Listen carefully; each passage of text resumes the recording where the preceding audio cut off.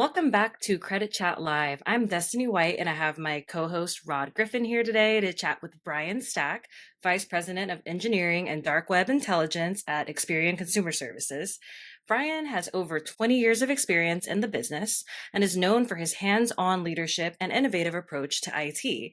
And today we are going to be chatting about the new Experian Identity Health Score model designed for businesses, which combines dark web and fraud data. So, welcome back, Brian. Can you tell us a bit more about the product? Well, thanks for having me back. And yeah, I'm really excited to talk about this product offering today. So, this is the only product in market available for businesses right now to gain deep insights on their customers or even their employees in order to take more control over possible risk of identity theft and cyber attacks based on identity risk profiles.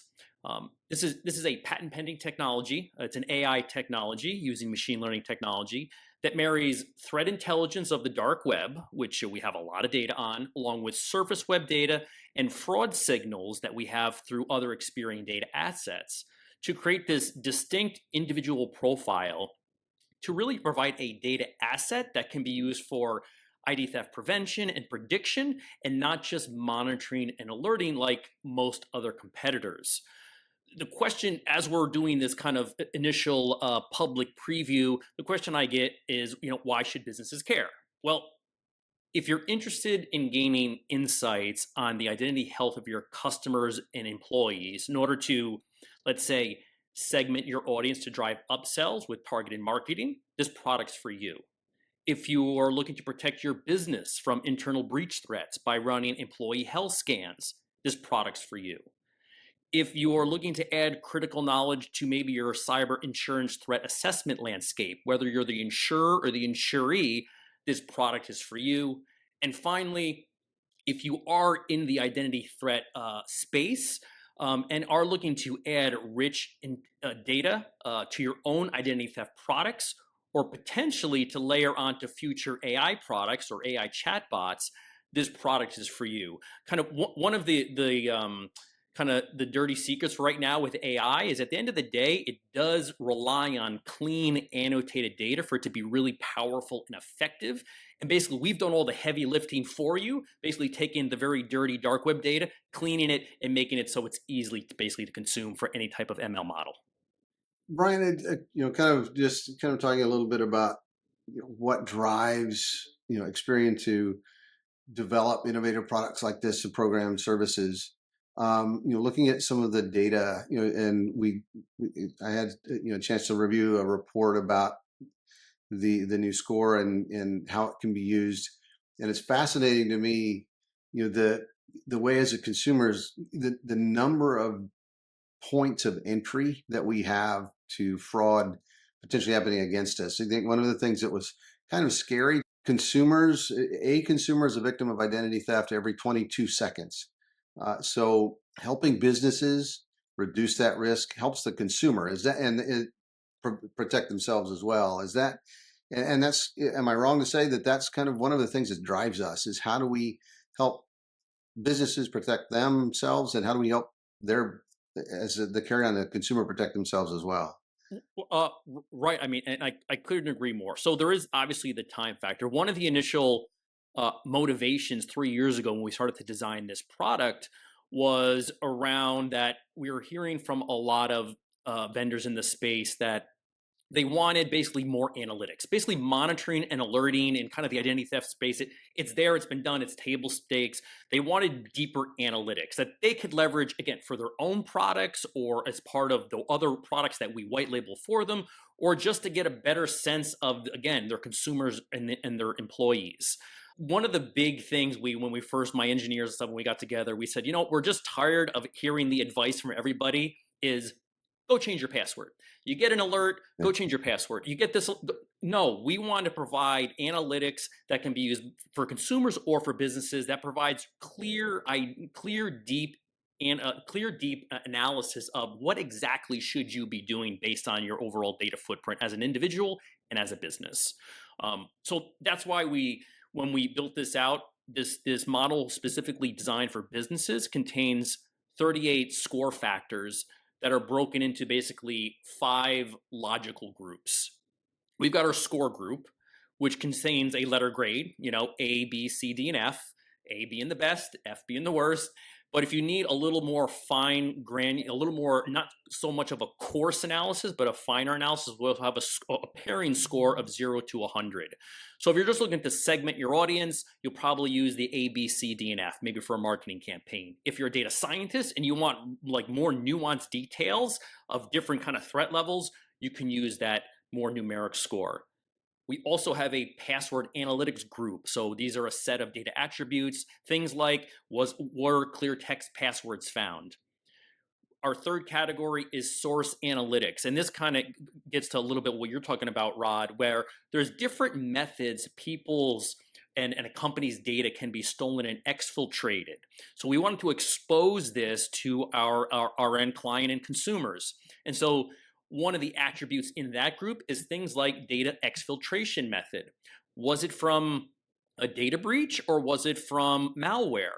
And so if you have most of, let's say, your consumers were the victim of a data breach, sure, that's not great, their data's out there, but that is a much lower risk profile than if a good chunk of your consumers or employees have had their data exfiltrated due to malware, meaning their devices are infected. So that's the type of deep intelligence we're talking about.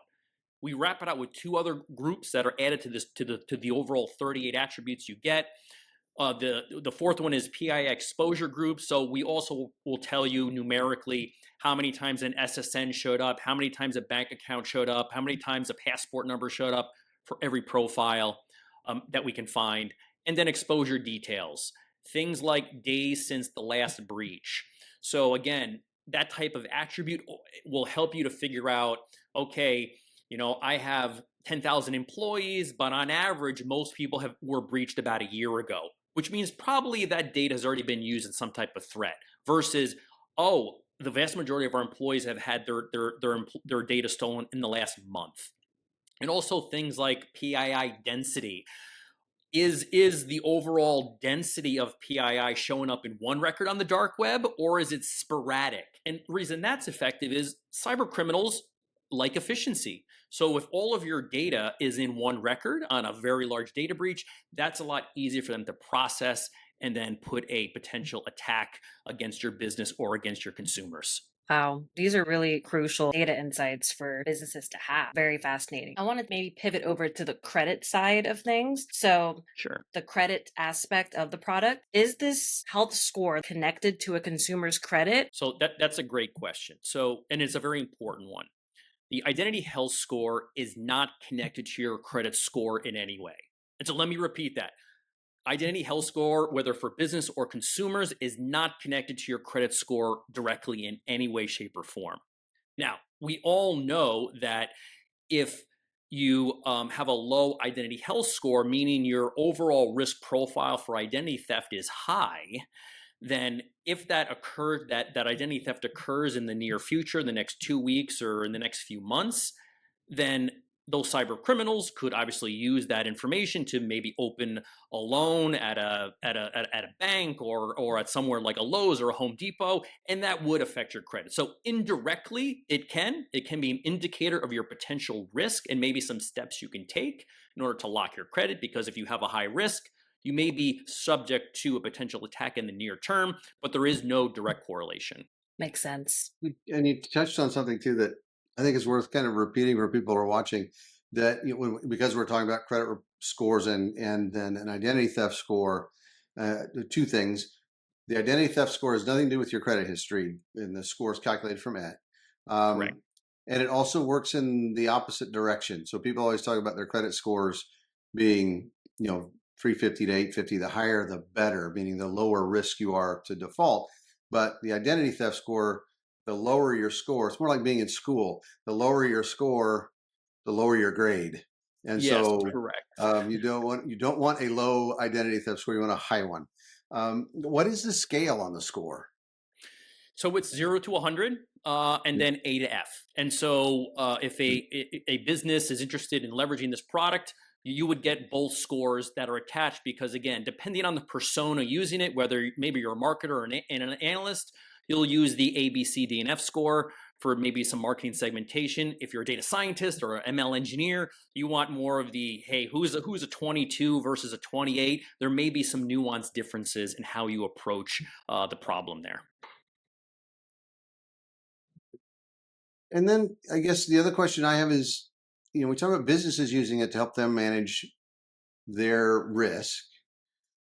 Is the number, or will it be available? Is that score available to consumers? Do we plan to make that available at some point in the future, or could the business make it available to the consumer? And what would it tell the individual, and how can they use it, or will they be able to use it in the future potentially? Yes. So the business version of the product that we are doing the public preview now doesn't require any integration into current Experian products or services. So that's kind of one of the things I'm most excited about is right now, if whether you're an Experian customer or not, if this type of product is something that interests you, we can work with you, and we can basically enrich your current data sets. We do have a consumer version of the product that has already launched with a few of our clients, to a lot of fanfare, a lot of engagement in the product. But that does require, so the trade-off there is it does require integration into our credit and identity products that we currently have. The benefit of that, though, is for the consumer, when they're integrated into the product, we actually create an action plan for them. So we take your score, we take a lot of this deep insight data, and we provide a personalized score depending on, hey, if your driver's license was found, if your password was found, but maybe it's already encrypted, if your social security was found maybe in two different breaches, you'll get distinct information, a distinct plan targeted specifically to your consumers. So we offer both solutions today. So if you're working with a business that is engaged with us and can give you and are then using information, they can use it to help their customers identify where their risks are as an individual potentially, and what steps they can take. When we see steps taken as a result of the score, what kind of impact do we see? What does that mean to a business, or to the individual for that matter? Yeah, one of our first mandates when we started this was we're like, hey, what's the using job theory? What's the job to be done? And we wanted to remove a lot of the complexity from the end user or from the business. And by doing that, by providing these attributes that are really easy to understand and consume, if you're a business or if you're the consumer, the action plan, it's very easy to go through. By improving your score, we know that your overall risk of fraud will decrease somewhere between 10 to 20%. We're still running some of the numbers, but we definitely see an overall decrease in future fraud risk. And so this is where it starts to become really powerful, where again, the future of this product, and I think AI and ML overall, is really about prediction and prevention of fraud rather than just monitoring and alerting of fraud. We feel like this is the first step in that direction. Amazing. I like that proactive approach. No, I just think it's very interesting that we're able to tell businesses, here are the risks that are being posed by the people your customers, and where the risk is coming from. Not that they're posing, but that the risk is coming from, and then how you Right. can help them then reduce their risk, and how the individual can take that information, and we're giving them very actionable details that can help reduce their risk of fraud, which is going to help them. And we talk a lot about costs of things today. If they're reducing their cost associated with fraud, potentially, and they know what to do, and I think that's important. I think there's another stat that I think is fascinating, is that 75% of adults under the age of 30 are active on at least 5 social media sites. When Yep. your information's out there, and I'm over 30, and I was looking, and I meet that. One of the things makes me feel younger, I guess. I'm active on that many sites or more too. So Right, I don't know if I'm right. happy about that or not. Well, right, and Oh my that gosh. kind of overall internet footprint sprawl is kind of what we started to bake into the product, right? We took all this data on the dark web that's very dirty, all the surface web data that's out there, all these fraud signals, and we did the heavy lifting, and we boiled it down to these data attributes that are easy to understand, whether you're a business analyst with no background, whether you're a marketer who's just looking to segment your audience, or whether you're a hardcore data scientist.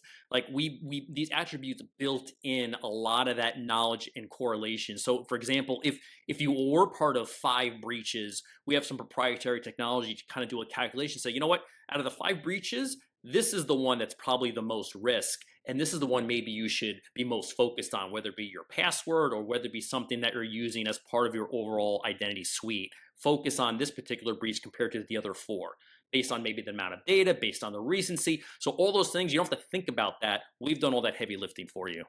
So helpful. Yes, definitely an awesome product to integrate in their business practice. So, Brian, as we wrap up the conversation, how exactly can individuals, businesses, entities who are interested in utilizing this product, how can they get started? Great. If you, whether you're an Experian customer or not, this product is available to you. So it's as easy as basically setting up a secure FTP that we'll set up for you to drop a file for us to process. So anyone who's interested in learning more and getting this process started, you can simply reach out to me on LinkedIn or email me directly at brian.experian.com. And I will connect you to our amazing biz dev teams to basically start the conversation. But it's a very low barrier to entry to try it out. If the consumer part with the action plan is of interest, and maybe you're already a current Experian customer with our identity products, or maybe someone who's interested in some of our white label consumer facing identity products, again, reach out to me, brian.stack@experian.com, and I can get you connected to the right people, and we can get moving forward. And no more generic just change your password advice. That's our goal. Deep analytics to be Yeah, preventative and predictive for the future. So amazing, don't just Brian. change your password from password to something better than password. That's the Your stuff is first bit already of out there advice. at this point. It's there. Yeah. Exactly. Yeah. So this is really really awesome, Brian. I'm gonna go ahead and make sure that your LinkedIn is dropped into the blog. So if anybody interested, just click Brian's name on the blog, and you will be able to access his LinkedIn. I'll also include relevant links. I just wanted to sincerely thank you, Brian. This was awesome. I really really enjoyed learning about the product. No, I always love talking with Brian. It's such an interesting topic. And we in the past we've talked about AI in the sense of some of the risks that it poses. This is a great example of how we can use AI to protect business and people, and to Certainly. counter to that. And it's in the background, and not, we think about the generative AI and our kids cheating on their papers and the things that we interact directly with, but this is a great example of how we can use AI that you don't have to even think about, but because it's there in the background, helping identify risk and then providing a tool that can help protect you. So I think that's a kind of a positive thing to think about. Is it can be a fantastically powerful tool if it's used well, and this is a great example of that. Agreed. Thanks so much, Brian. Great. Thanks for having me.